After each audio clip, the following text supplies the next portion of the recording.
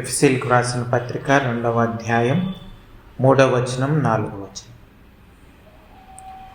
వారితో కలిసి మనమందరమును శరీరము యొక్కయు మనస్సు యొక్కయు కోరికలను నెరవేర్చుకొనుచు మన శరీరాశలను అనుసరించి మునుపు ప్రవర్తించుచు కడమవారి వలనే స్వభావ సిద్ధముగా దైవోగ్రతకు పాత్రులమై ఉంటుంది.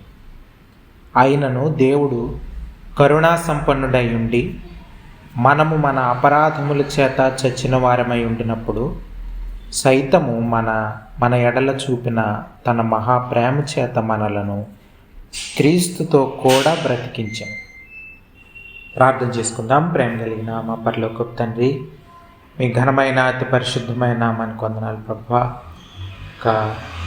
ఉదయకాల సమయంలో మీ సన్నిధికి చేరి మిమ్మల్ని స్తుతించడానికి, ఆరాధించడానికి, వాక్యపు వెలుగులో మమ్మల్ని మేము పరిశీలించుకోవడానికి దయచేసిన మరొక గొప్ప అవకాశాన్ని బట్టి, పునరుత్థాన దినాన్ని బట్టి మిమ్మల్ని స్తుతిస్తూ, మిమ్మల్ని ఆరాధిస్తూ కనపరుస్తూ ఉన్నాం. ప్రభువా, వాక్యం విన్న ప్రతి ఒక్కరితో మాట్లాడమని, విని గ్రహించి లోబడ్డానికి కృప చూపించమని ప్రాధేయపడతా ఉన్నాం. మీరేమై ఉంటున్నారో దాన్ని బట్టి మీకు వందనాలు. మీ గొప్పతనాన్ని బట్టి, ఔన్నత్యాన్ని బట్టి, మీ ప్రేమను బట్టి, వాత్సల్యతను బట్టి, విశ్వాస్యతను బట్టి, మహాపరిశుద్ధతను బట్టి, సార్వభౌమాధికారాన్ని బట్టి, న్యాయమైన మీ పరిపాలనను బట్టి, తీర్పులను బట్టి ప్రభువా మిమ్మల్ని స్తుతిస్తూ, మిమ్మల్ని ఆరాధిస్తూ కనపరుస్తూ ఉన్నాం తండ్రి. ప్రభువా, ఈ సమయంలో ప్రభువా మా పాపాలని, అపరాధాలను క్షమించి మాతో మాట్లాడమని, ప్రభువా మీ సన్నిధి అనుభవించే అవకాశం దయచేయమని, వాక్యం చేత తృప్తిపరచబడ్డానికి ప్రభువానైనా ప్రతి ఆటంకాన్ని ప్రభువానైనా లయపరచమని, అంధకార శక్తిని లయపరచమని, ఘనత మహిమ ప్రభావాలు మీకే ఆరోపిస్తూ యేసు ప్రభువారి అతి పరిశుద్ధమైన నామంలో ప్రార్థన అడిగి వేడుకొంచున్నాం తండ్రి. ఆమేన్. ఒకసారి ఒక యవనస్తుడు ఇంకొక బిలీవర్ అబ్బాయితో మాట్లాడుతూ, ఇద్దరు బిలీవర్స్ మాట్లాడుకుంటున్నారు. యవనస్తులు మాట్లాడుతున్నప్పుడు ఆత్మీయ పరిస్థితి గురించి ఒకరినొకరు అడుగుతున్నప్పుడు ఒకరు ఏం చెప్పారంటే సమాధానంగా, కొంచెం పరిస్థితి బాగాలేదు, నేను కొంచెం రేపటి నుంచి బైబిల్ ఎక్కువ చదవాలి, ఆ తర్వాత ప్రార్థన ఎక్కువ చేయాలి, ఇక నుంచి సువార్త ఎక్కువ మందికి ప్రకటించాలి అని అనుకుంటున్నాను, అలా నిర్ణయం తీసుకుంటున్నాను అని వేరొక అబ్బాయితో చెప్పాడు. ఇక్కడ మనం అర్థం చేసుకోవాల్సింది ఏంటంటే, క్రైస్తవ జీవితం అనేది మనం ఏం చేస్తున్నామంటే, మనం చేసే వాటిని బట్టి, అంటే మన వైపు నుంచి మనం ఏదో సాధించి, లేకపోతే ఇలా కఠినంగా కొన్ని నిర్ణయాలు తీసుకొని క్రైస్తవ జీవితం జీవించి దేవుణ్ణి సంతోషపెట్టాలని, లేకపోతే క్రైస్తవ జీవితం జీవించాలని, కొనసాగించాలని అనుకోవడం అనేది, అటువంటి ఆలోచన చాలా కొంచెం అంటే దేవుని నుంచి దూరంగా ఆలోచించే ఆలోచన. అది దేవుణ్ణి పక్కన పెట్టి, యేసుప్రభు వారి సిలువలో చేసిన కార్యాన్ని పక్కన పెట్టి, సువార్తను పక్కన పెట్టి మాట్లాడే మాటలవి చాలాసార్లు మనకు అర్థం కాకపోవచ్చు. కానీ ఈ సమయంలో మనం అర్థం చేసుకోవడానికి పరిశుద్ధాత్మ దేవుడు మనకు సహాయం చేస్తారు.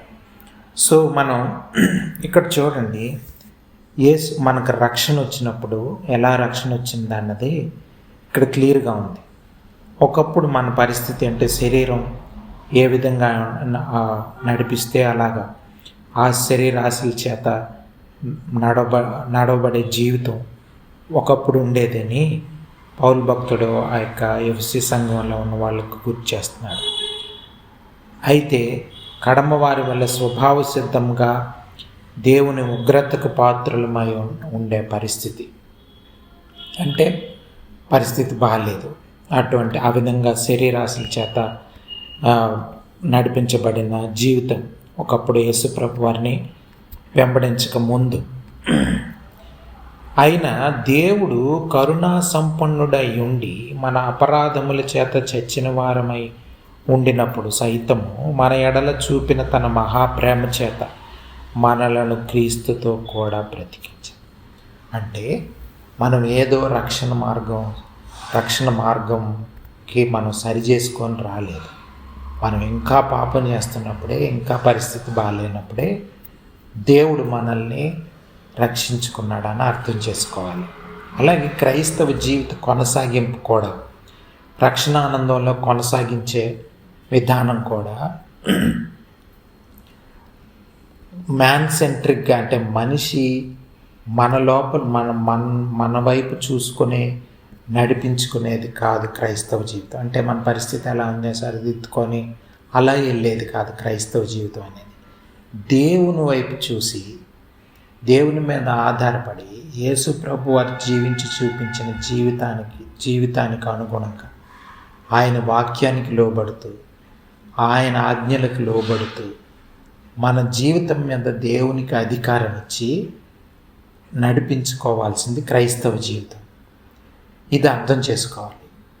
సెల్ఫ్ కాండమ్నేషన్ అన్నది చాలా భయంకరమైనది. అంటే ఎలాగంటే, మన వైపు చూసుకొని పరిస్థితి బాగాలేదని ఏవో నిర్ణయాలు తీసుకొని మనం క్రమశిక్షణ చేసుకొని మన శరీరాన్ని, లేకపోతే మనల్ని క్రమశిక్షణలో పెట్టుకొని అప్పుడు దేవుణ్ణి ఆనందపరిచే ఆ విధంగా క్రైస్తవ జీవితం నడిపించుకోవాలన్న ఆలోచన మనల్ని మోసం చేస్తుంది.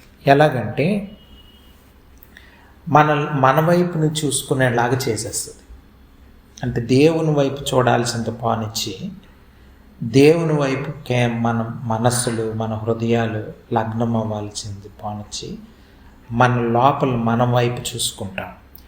ఇది అంటే కన్విక్షన్కి, సెల్ఫ్ కాండమ్నేషన్కి తేడా. అంటే పరిశుద్ధాత్మ దేవుడు మనల్ని ఒప్పింపజేస్తాడు. మనం పాపాత్ములు అని, మనం దేవునికి అంటే వాక్యానుసారమైన జీవితం జీవించట్లేదని, అటువంటి పరిస్థితి మన జీవితాల్లో ఉందని పరిశుద్ధాత్మ దేవుడు మనల్ని ఒప్పింపజేస్తాడు.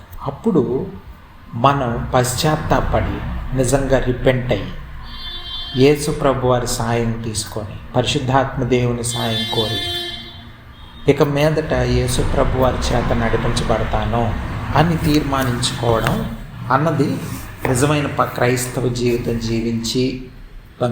జీవితం జీవించాల్సిన విధానంలో ప్రారంభం ఆ విధంగా ఉంటుంది. కానీ సెల్ఫ్ కాండమ్నేషన్ ఏం చేస్తుంది అంటే మనల్ని మనమే పరిస్థితి బాగాలేదు, ఈ మార్పులు చేసుకొని అప్పుడు మనం దేవుని సన్నిధికి వెళ్దాం, లేకపోతే ఈ మార్పులు చేసుకొని అప్పటి నుంచి చర్చికి వెళ్దాం, ఈ మార్పులు చేసుకొని అప్పటి నుంచి క్రైస్తవ జీవిద్దాం అనుకోవడం అన్నది సరైన ఆలోచన కాదు. ఎందుకంటే అది ఎప్పటికీ జరగదు. ఎందుకంటే అది మన హృదయంలో నుంచి వచ్చే ఆలోచన ఏది సఫలీకృతం అయ్యే పరిస్థితి మనిషిలో లేదు. ఇది మనం అర్థం చేసుకోవాలి. పరిశుద్ధాత్మ దేవుని చేత నడిపించబడేది క్రైస్తవ జీవితం, అంతేగాని మనల్ని మనం నడిపించుకునేది కాదు. మీరు చూడండి, కొరింథీయులకు రాసిన 2వ పత్రిక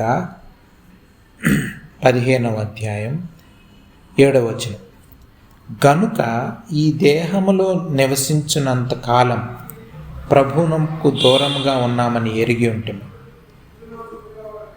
ఒక్క నిమిషం. 5వ అధ్యాయం 17వ వచనం,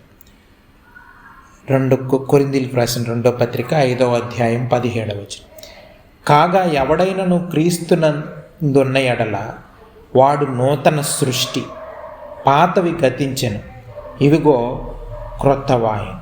అంటే పాత జీవితం యేసు ప్రభు వారితో పాటు సిలువలో మరణించింది అన్నది మనం అర్థం చేసుకోవాలి. తండ్రి మనల్ని, మన శరీరాల్ని, మన పాపపు జీవితాన్ని తీసుకెళ్ళి యేసు ప్రభు వారిలో ఉంచడం ద్వారా యేసు ప్రభు వారు ఆ పాపాన్ని అంతా ఆయన మీద వేసుకొని, ఆయన ఏ పాపం చేయనప్పటికీ మన పాపాన్ని బట్టి ఆయన ప్రాణాలు అర్పించేశారు. సో మనం చనిపోవాల్సింది ఆయన చనిపోయారు, ఆయన తిరిగి లేవడం ద్వారా మనకి నూతన జీవం వచ్చిందని మనం అర్థం చేసుకోవాలి. నూతన జీవితంలో మనం సరి చేసుకొని చేసేది కాదు, కానీ దేవుడు చెప్పేది చేసేది. మన జీవితంలో మనం నడుచుకోవాల్సిన విధానం ఏంటంటే, పరిశుద్ధాత్మ దేవుడు వాక్యానుసారంగా మనల్ని నడిపిస్తాడు. యేసు ప్రభు వారు పరిశుద్ధాత్మ దేవుని ద్వారా మనల్ని నడిపిస్తారు. తండ్రి నడిపిస్తాడు. నడిపించినప్పుడు మనల్ని గైడ్ చేస్తాడు. ఈ లోకం ఏం చేస్తుందంటే మనల్ని డ్రైవ్ చేస్తుంది. మన శరీరం ఏం చేస్తుందంటే మనల్ని డ్రైవ్ చేస్తుంది. అంటే ఇలా చెయ్యి, అలా చెయ్యి, అవి చెయ్యి, ఇవి చెయ్యి అనేది driving force. Money driving force. చాలామంది జీవితాల్లో మనీ డ్రైవింగ్ ఫోర్స్. ఫ్లష్ అంటే మన శరీరం లోపల నుంచి ఇచ్చే పాపపు ఆలోచనలు, పాపపు తలంపులు, ఇవన్నీ డ్రైవింగ్ ఫోర్స్. కానీ దేవుడు గైడ్ చేస్తాడు. దేవుడు ముందుండి నడిపిస్తాడు. లోకం మనల్ని నెట్టుతుంటుంది. కానీ దేవుడు మనల్ని ముందుండి నడిపిస్తాడు, గైడ్ చేస్తాడు దేవుడు. సో ఆ గైడెన్స్ మనకు కావాలి. చూడండి, ఆ యొక్క దావీదు కీర్తనల గ్రంథంలో ఆ యొక్క 23వ కీర్తనలో చూసినప్పుడు యెహోవా నా కాపరి, నాకు లేమి కలుగదన. అంటే దావీదు ఒక రాజుగా మాట్లాడట్లేదు ఈ మాటలో, లేకపోతే ఒక బలవంతుడైన ఒక సైనికుడిలాగా, రాజులాగా, లేకపోతే అనేక మందిని వధించినటువంటి ఒక యోధుడు లాగా మాట్లాడట్లేదు. ఆయన ఒక గొర్రె పిల్లలాగా మాట్లాడుతున్నాడు. అంటే నన్ను నడిపించే కాపరి ఒక ఆయన ఉన్నాడు అని. అంటే ఒక ఆయన ఉన్నాడని కాదు, కానీ ఆయన నా కాపరి అని రిలేషన్ చెప్తున్నాడు. అంటే ఒక సంబంధంతో కూడుకున్నటువంటి జీవితాన్ని చూపిస్తున్నాడు. అంటే ఆయన తగ్గించుకున్నాడు. నేను నా జీవితం మీద అధికారం ఆయనకి ఇచ్చేశానని ఆ మాటల్లో మనకు అర్థమవుతుంది. అంటే మన జీవితం మీద అధికారం యేసు ప్రభు వారికి ఉంది. ఎందుకంటే ఆయనే మనల్ని సృష్టించింది, ఆయనే మనల్ని ఈ లోకంలో ఉంచింది. కాబట్టి ఆయనకే అధికారం ఉంది మన జీవితాల మీద అని మనం అర్థం చేసుకొని మన జీవితం మన ఇష్టానుసారంగా మన నిర్ణయాలతో నడిపించబడితేది కాదు. ఎందుకంటే మన నిర్ణయాలతో నడిపిస్తే అది సరిగ్గా ఉండదు. మీరు చూడండి, ఒక సామెతల గ్రంథం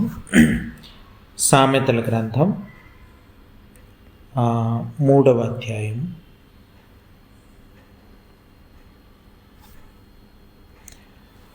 5వ వచనం చదువుతున్నాను. చూడండి, నీ స్వబుద్ధిని ఆధారం చేసుకొనక నీ పూర్ణ హృదయంతో యెహోవా యందు నమ్మికయించు. మన సొంత బుద్ధి ఆధారం చేసుకోకూడదు. పూర్ణ హృదయంతో యెహోవా మీద నమ్మకం ఉంచాలి. అప్పుడు నీ ప్రవర్తన అంతటి యందు, అంటే మన ప్రవర్తన అంతటి మీద ఆయన అధికారంకు ఒప్పుకోవాలి. అప్పుడు ఆయన నీ త్రోవలను సరళం చేస్తాడు. ఇది క్రైస్తవ జీవితం జీవించే విధానం. దేవుని అధికారానికి ఒప్పుకోవాలి. ఒప్పుకున్నప్పుడు క్రైస్తవ జీవితం సరిగ్గా సాగుతుంది. అంతేగాని రేపటి నుంచి ఎక్కువ చాప్టర్లు బైబిల్ చదువుతా, లేకపోతే ఎక్కువసేపు ప్రార్థన చేస్తా, లేకపోతే ఇంకెక్కువ మందికి సువార్త ప్రకటిస్తా, ఇలాంటి వాటి వలన ఏమీ యూజ్ ఉండదు. ఇనీషియల్గా మనకు బాగున్నట్లు అనిపిస్తుంది, కానీ దానివల్ల ఏమవుతుందంటే మనకు గర్వం వస్తుంది. ఆ తర్వాత కొన్నాళ్ళకి మళ్ళీ ఉండలేము, అది పాటించలేము. ఎందుకంటే మన మీద ఆధారపడుతున్నాం, దేవుని మీద ఆధారపడకుండా మన సొంత జ్ఞానం మీద, మన మీద స్వబుద్ధి మీద ఆధారపడుతున్నాం. ఇది మనం అర్థం చేసుకోవాలి. సెల్ఫ్ కండెమ్నేషన్ అనేది ఏం చేస్తుందంటే మనం మీద ఫోకస్ చేసుకునేలాగా చేస్తుంది. దానివల్ల దేవుని కృప మనకి దొరకదు. అలాగే సెల్ఫ్ కండెమ్నేషన్ అనేది ఏం చేస్తుందంటే, కండెమ్నేషన్ వర్క్స్ డ్రివెన్ అవుతుంది. మనల్ని పనుల చేత డ్రైవ్ చేస్తుంది. అంటే ఈ పని చెయ్యి, ఆ పని చెయ్యి, అలాగే డ్రైవ్ చేస్తుంది. ఇందాక మనం ఆలోచించుకున్నాం, మనల్ని ఈ లోకము, శరీరం, ఇవన్నీ మనల్ని డ్రైవ్ చేస్తాయి, కానీ దేవుడు మనల్ని లీడ్ చేస్తాడు అన్నది మనం అర్థం చేసుకోవాలి. సో దాన్ని బట్టి వర్క్స్ డ్రివెన్ అయిపోతుంది క్రైస్తవ జీవితం అనేది, పనుల చేత. అందుకని చాలామంది చూడండి, ఆ పనులు ఈ పనులని వ్యక్తిగత జీవితంలో, అలాగే పరిచర్యల్లో కూడా ఈ సంవత్సరం అంతా మనం ఎన్ని ప్రోగ్రాములు చేసాం, ఎంతమందికి ట్రాక్స్ పంచిపెట్టాం, లేకపోతే ఎంతమందికి సువార్తను చెప్పాం, లేకపోతే ఇన్నిసార్లు మనం గాస్పల్ వర్క్కి వెళ్ళాం, లేకపోతే ఇలాంటివన్నీ రిపోర్ట్స్ చదువుతూ ఉంటారు. దానివల్ల ఏమీ యూజ్ లేదు. ఎంత మటుకు దేవుని చేత నడిపించబడ్డాం అన్నదే ముఖ్యం. ఎన్నిసార్లు దేవుని స్వరం వినగలిగాం, ఎన్నిసార్లు నిజంగా దేవుని స్వరాన్ని అర్థం చేసుకోగలిగాం, ఎన్నిసార్లు పరిశుద్ధాత్మ దేవుని చేత మనం నడిపించబడ్డాం అన్నది మనం అర్థం చేసుకోవాలి. అది నిజమైన క్రైస్తవ జీవితం. మన సంఘాలు, మన కుటుంబాలు ఆ విధంగా నడిపించబడాలి. మా క్రైస్తవ జీవితం అనేది ఆ విధంగా నడిపించబడాలి. పరిచర్యలు, సంఘాలు ఆ విధంగా నడిపించబడాలి, కానీ సొంత ఆలోచనలతో, సొంత తలంపులతో కాదు. సో ఈ విధంగా మనం సెల్ఫ్ కాండమ్నేషన్ అనేది అట్లా ఇన్ని పర్యవసానాలు చూడండి. వర్క్స్ డ్రివెన్ అయిపోతుంది. దానివల్ల ఏమవుతుందంటే మనం ఇంకా పాపంలో పడిపోతాం, మనం ఇంకా దాని నుంచి బయటపడం, మనకు గర్వం వచ్చేసే అవకాశం ఉంటుంది. ఇవన్నీ కూడా మనల్ని దేవుని నుంచి దూరం చేస్తాయి, దేవుని కృప దొరకకుండా చేసేస్తాయి. సో ఈ విధంగా మనమే కండెమ్ చేసుకోవడం అన్నది చాలా భయంకరంగా మనల్ని మోసం చేస్తుంది అని మనం అర్థం చేసుకోవాలి. అలాగే సువార్తను మర్చిపోయేటట్లు చేస్తుంది సెల్ఫ్ కాండమ్నేషన్ అనేది. అంటే పరిస్థితి బాగాలేదని మనమే కరెక్ట్ చేసుకోవడానికి ట్రై చేస్తుంటాం కదా, అందుకు మనమే బాగుపరుచుకోవాలని మన జీవితాలని ట్రై చేస్తుంటారు. పొద్దున్న నుంచి తెల్లవారుజామున లేచి బైబిల్ చదువుకుంటా, లేకపోతే ఇలాంటివన్నీ మనమే అనుకుంటుంటాం కదా. ఆ విధంగా మనల్ని ఏం చేస్తుందంటే సువార్త మర్చిపోయేటట్లు చేస్తుంది. అంటే యేసు ప్రభు వారి ఈ లోకానికి వచ్చి చనిపోయి తిరిగి లేచింది మళ్ళీ మన మీద ఆధారపడడానికి కాదు, దేవుని మీద ఆధారపడడానికి. దేవుడు మనల్ని మధ్యరాత్రి లేపచ్చు, తెల్లవారుజామున లేపచ్చు, ఎప్పుడైనా లేపి మనల్ని ప్రార్థన చేసుకోమంటే మనం ప్రార్థన చేసుకుంటాం, లేకపోతే బైబిల్ చదువుకోమంటే బైబిల్ చదువుకుంటాం. ఈ విధంగా మనం దేవునితో ఒక సంబంధం కలిగి ఉండాలి, దేవునితో రిలేషన్షిప్ కలిగి ఉండాలి. అదే దావీదు భక్తుడు కూడా చెప్తున్నాడు చూడండి.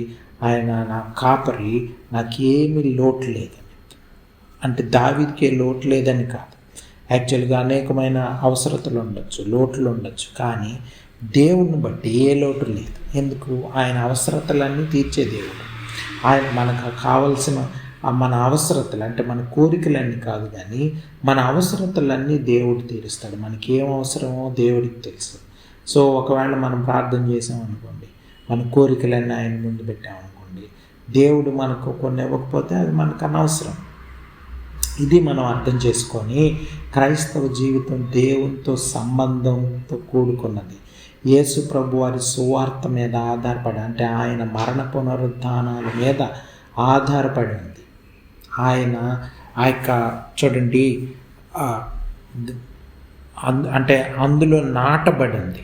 ఎందుకంటే ఆయన విమోచన ప్రణాళిక మీద, యేసు ప్రభు వారి యొక్క విమోచన ప్రణాళిక మీద ఆధారపడింది. అంటే రిడెంప్టివ్ వర్క్ ఆఫ్ క్రైస్ట్ మీద, క్రైస్ట్లో రూటెడ్ అయింది క్రైస్తవ జీవితం అనేది. ఇదేదో సెల్ఫ్ డిసిప్లిన్ కాదు, లేకపోతే ఇంకొకటి కాదు, రేపటి నుంచి అట్లా ఉండడం కాదు. కానీ క్రైస్తవ జీవితం అనేది దేవునితో ఉన్న సంబంధం మీద, ఆయన అధికారం మన జీవితాల్లో ఎంత ఉందన్న దాని మీద ఆధారపడింది క్రైస్తవ జీవితం. చూడండి, రోమీలకు రాసిన పత్రిక 6వ అధ్యాయం 1వ వచనం. అలాగైనా ఏమందము, కృప విస్తరింపవల్లని పాపమందు నిలిచి ఉందుమా. చూడండి, మన పాపంలో నిలిచి ఉండడానికే యేసు ప్రభు వారు తన కృపని సిలువ ద్వారా ఇవ్వలేదు. దేనికి ఇచ్చాడు అని అంటే దేవుని మీద ఆధారపడడానికి, దేవునికి మీదటి క్రైస్తవ జీవితం, యేసు ప్రభు వారి జీవితం జీవించడానికి మన యేసు ప్రభు వారు అటువంటి జీవితాన్ని మనకిచ్చాడు, నూతన జీవితం మనకిచ్చాడు. మనం ఇందాక చదువుకున్నట్లు. ఇంకా చూడండి, రోమీలకు రాసిన పత్రికలోనే మనం చూస్తే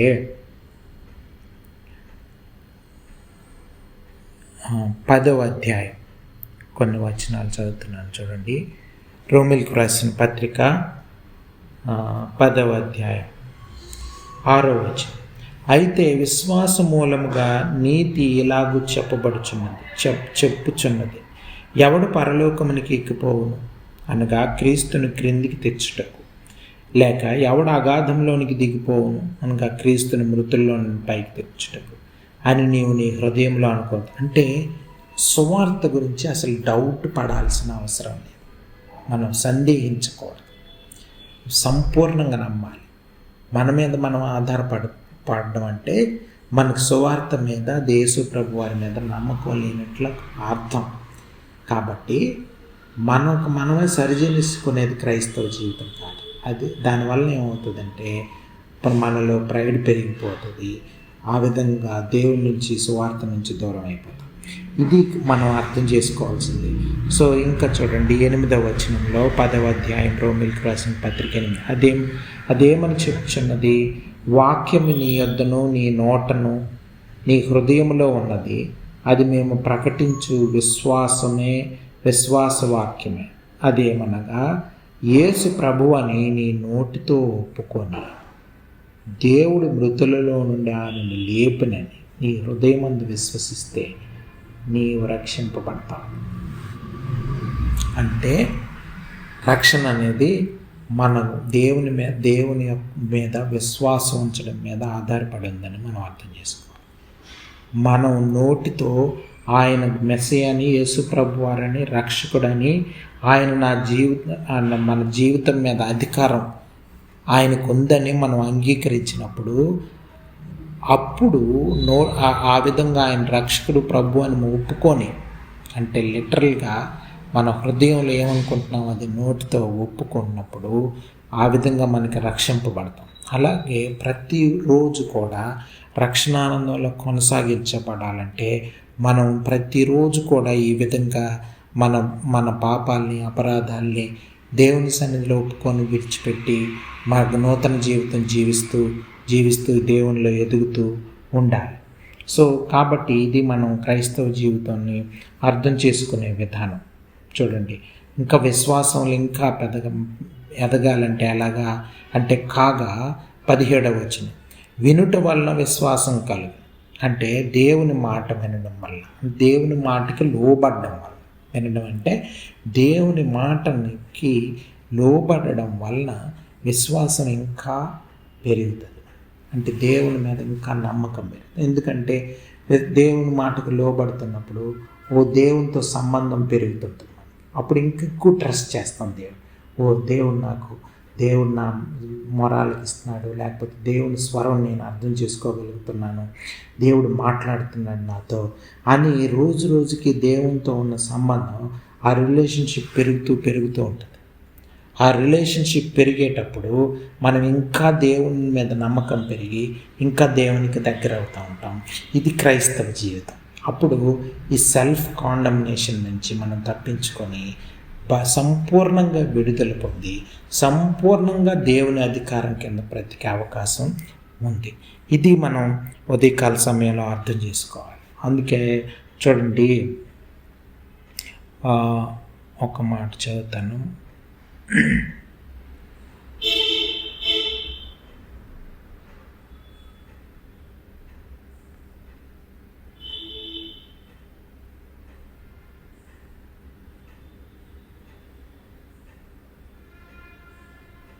చూడండి, మొదటి యోహాను రాసిన మొదటి పత్రిక 1 జాన్, మనందరికి తెలిసిందే, 1 జాన్ 1:9.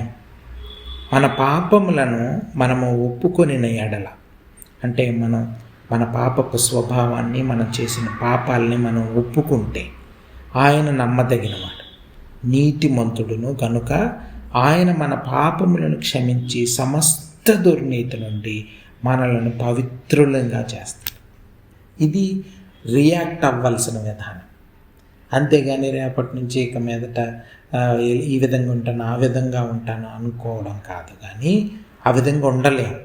కానీ అందుకు మనం ఏం చేయాలంటే మన పాపాలను ఒప్పుకొని విడిచిపెట్టి యేసు ప్రభు వారి అధికారం కిందకు వెళ్ళిపోవడానికి ఇష్టపడాలి. ఇది సరైనటువంటి పద్ధతి. ఒప్పుకొని ఆయన నమ్మదగిన వాడని, ఆయన మీద నమ్మకం ఉంచి, ఆయన నీతిమంతుడని, మన పాపాలను క్షమించి మనల్ని సమస్త పవిత్రులుగా చేస్తాడు. అంటే మనం ఏం చేయాలి, ఏ విధంగా ఉండాలి అన్నది ఆయన నడిపిస్తాడు. దానివలన మనం పవిత్రీకరించబడతాం. పరిశుద్ధాత్మ దేవుడు ఆ విధంగా మనల్ని పరిశుద్ధులుగా పవిత్రీకరిస్తాడు. ఇది మనం అర్థం చేసుకొని నిజమైన క్రైస్తవ జీవితాన్ని మనం జీవించడానికి తీర్మానించుకోవాలి. సెల్ఫ్ కాండమ్నేషన్ వల్ల చాలా సమస్య. అంటే మన పరిస్థితి బాగాలేదని మనమే సరిదిద్దుకోవడానికి ప్రయత్నం చేస్తే మనం దేవుని కృప దొరకదు, క్రైస్తవ జీవితం జీవించే అవకాశం ఉంటుంది. అప్పుడు సువార్త కానీ యేసు ప్రభు వారి ఈ లోకానికి వచ్చిన పర్పస్ కానీ కారణం మన జీవితాల్లో నెరవేరుతుంది. సో ముఖ్యంగా ఇది క్రైస్తవ జీవితం మనం అర్థం చేసుకొని జీవించాల్సిన విధానం. ఇటువంటి జ్ఞానం, ఇది మనకి పరిశుద్ధాత్మ దేవుడు దయచేయాలని మనం ప్రార్థన చేసుకుందాం.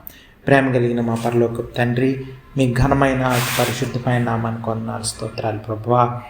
కొద్ది కాల సమయంలో మాతో మాట్లాడినందుకు మిమ్మల్ని స్తుతిస్తూ, మిమ్మల్ని ఆరాధిస్తూ కనపరుస్తూ ఉన్నాం. సంపూర్ణంగా మీపై ఆధారపడడానికి, మీతో సంబంధం రోజు రోజుకి పెరగడానికి, మీ స్వరం వినగలిగే చెవులు, గ్రహించగలిగే హృదయం మాకు దయచేయమని ప్రాధేయపడతా ఉన్నాం. మీ స్వరం వినడానికి, అర్థం చేసుకోవడానికి, వాక్యాన్ని ధ్యానం చేయడానికి ప్రభువా కావలసిన విశ్వాసం, ధైర్యం దయచేయమని, ఈ వాక్యాన్ని ప్రభు మా హృదయంలో ఫలించేటట్లు సహాయం దయచేయమని, వాక్యం విన్న ప్రతి ఒక్కరూ కూడా ప్రభువా నాయన ఆశీర్వదింపబడడానికి కృప చూపించమని, మా పాపాలని అతిక్రమాలని ప్రభువా నాయన క్షమించి మీ సన్నిధిని అనుభవించే అవకాశం, మీ స్వరం వినడానికి చూపించిన కృపను బట్టి, మరొక ఈ అవకాశాన్ని బట్టి మిమ్మల్ని స్తుతిస్తూ, ఆరాధిస్తూ, ఘనపరుస్తూ, సమస్త ఘనత, మహిమ, ప్రభావాలు మీకే ఆరోపిస్తూ, యేసు ప్రభు వారి అతి పరిశుద్ధమైన నామంలో ప్రార్థన అడిగి వేడుకొంచున్నాం తండ్రి. ఆమేన్.